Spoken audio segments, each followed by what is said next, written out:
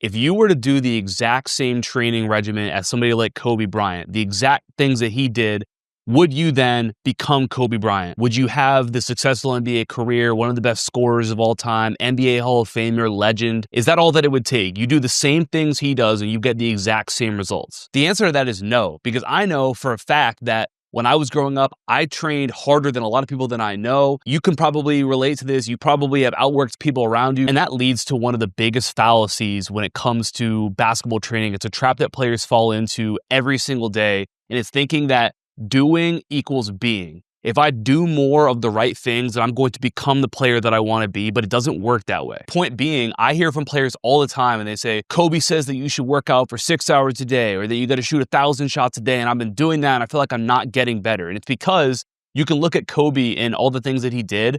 The reason that he was who he was and the reason that he had the success that he did is because he was Kobe Bryant. And the way that he thought, the way that he approached the game allowed him to be successful. It was less about what he was doing and it was more about who he actually was. The number one most important thing, in fact, the only thing that matters is the way that you think, because the way that you think determines all the outcomes. Your confidence, your performance, how consistent you are, the results that you actually see all come from who you are and how you think about what you're doing. I just read a book called As a Man Thinketh by James Allen, and it describes this process so well. And there's so many points that he made in this book that if you can embody them, if you can understand them, then not only are you going to start to see great results, but you're going to become the player that you want to be. The disconnect for so many players is that they go and they do all this work. And I know that I felt this way. I would put in all this work. I would get into games though, and I still felt like, man, I don't know if I'm ready for this. I don't know if I have actually earned the right to be confident. I was unsure of myself.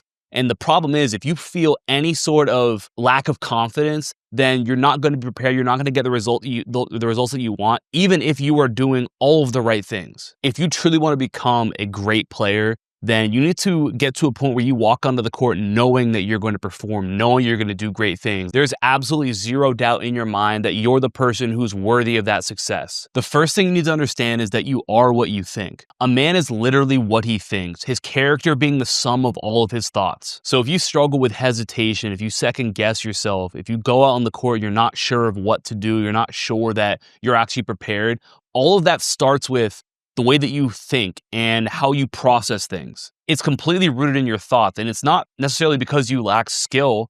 It's not necessarily because you aren't physically capable, but in your mind, you don't think the thoughts of a player that plays the way that you want to play. Going back to my first point, that's why two players can do the exact same things. One is going to get great results and the other one won't. So if you're not playing much or you're struggling to perform, maybe you're underperforming in general, you first need to change your thoughts, your inner state, and that is what is going to lead to an outward change.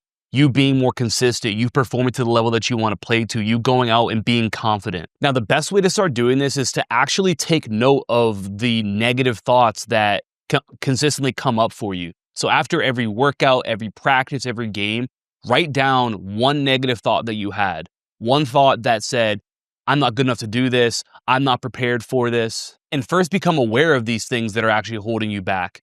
Once you start to identify those common things that pop up, commit to replacing those thoughts. So when you're in a game and you have that thought pop up, replace it with a thought that you want to have. Even if at first it might not feel real, it doesn't feel accurate.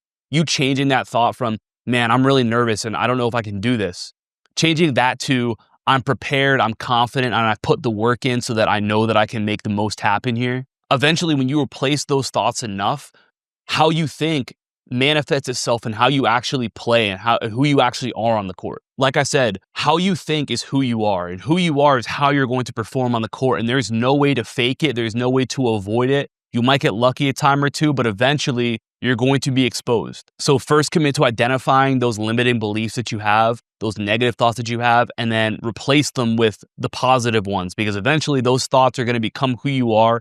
Who you are is going to become how you perform on the court. The next thing that's really important to understand is that dreams are the seedlings of reality. You will never rise above the picture that you hold of yourself. If you view yourself as not very good, not very skilled, a role player, someone who doesn't deserve to play or have success, that's what you're going to be. And it doesn't matter how much work you put in. It doesn't matter whose plan you copy, what workouts, what training you're doing. None of it's going to matter if in your own mind, you view yourself as not enough. Great players, the best players, the successful ones, envision themselves making good things happen. Good things happen to them because that's what they believe. That's what they see from themselves. They envision themselves hitting incredible shots and making the game winner and going out and scoring effortlessly and being successful. So my challenge to you is that every single day for 5 minutes, visualize yourself going out and having success, going out and making the shots that you're working on and having the role that you want to have and leading your team and being successful and consistent. Picture it vividly. Know what the crowd sounds like. See what your opponent looks like. Use this to reshape the way that you think about your performance and your expectations so that going in, you've already felt yourself having success and being the player that you want to be. Because like I said, if your view of yourself is that you're not good enough, you're not skilled enough, you're not prepared, then that's where you're going to stay. The next principle that's so important to understand is that without purpose, you drift. Until thought is linked with purpose, there is no intelligent accomplishment. The majority of players who put in a ton of work and yet don't see any results, they don't get better, and that work doesn't translate into game success, are typically training without any sort of purpose or any sort of focus. And so because of that, they're just kind of drifting. These are the players who claim to be spending 3-4 hours a day training, but you go watch them and they're just kind of shooting around, kind of doing whatever they feel like. And because of that, there is no place for them to move towards and they stay the same even though they feel like they're putting in a lot of time. Now, when everything you do has a purpose, you have a goal in mind. My goal is I'm going to become the best shooter on my team. My goal is I'm going to become the best ball handler on my team. I'm going to become the best defender. I'm going to become the best finisher. I'm going to become the best scorer. Now you need to make sure that your goal, your purpose, the things that you're doing are actually truly aligning you with that. And you have to be able to ask yourself, are the things that I'm doing actually preparing me to achieve that goal, to move myself towards the purpose that I have? Now, all of a sudden, every rep you do, every drill you do, every workout that you do is actually going to push you towards where you want to get to. When you don't have that place to tether yourself towards, a place where you want to get to, you're never going to get there. So make sure that every single day you write down exactly what it is that you're going to do. What is your purpose? What is your goal? And how are the things that you're doing that day actually moving you towards that goal? When you look at the workouts that you're doing, you almost want to work backwards.